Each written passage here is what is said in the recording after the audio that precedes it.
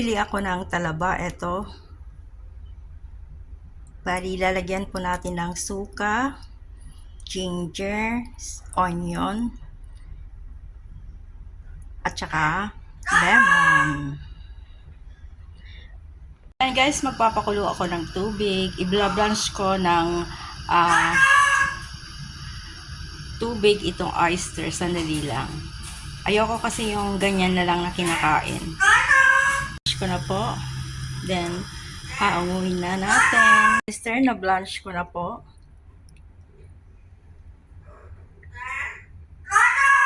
Yan, lagay natin tong ginger. Ayan, lagyan din natin ng asin.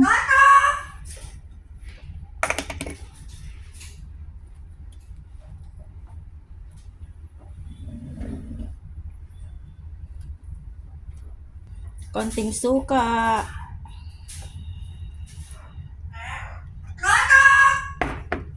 Ayan, suka.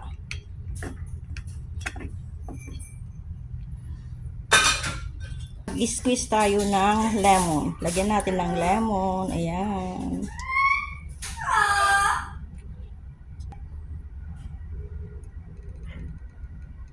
Halo-haluin natin.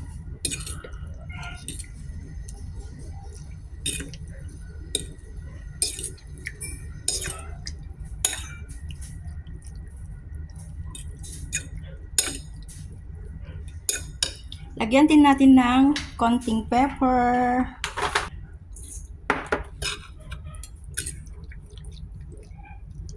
Sarap. Blanch ko lang to ng tubig. Ayoko kasi yung hindi i-blanch. Ayan, tikman natin guys kung masarap. Ito. Sarap. Ang nanam. Maasim-asim. Ito na siya guys.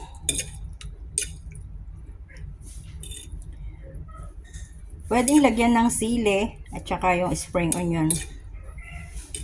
Wala na yata kaming sili dyan, kaya hindi ko na nilagyan. Ayan guys.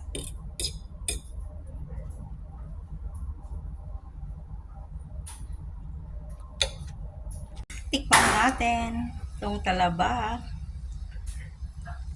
Ito.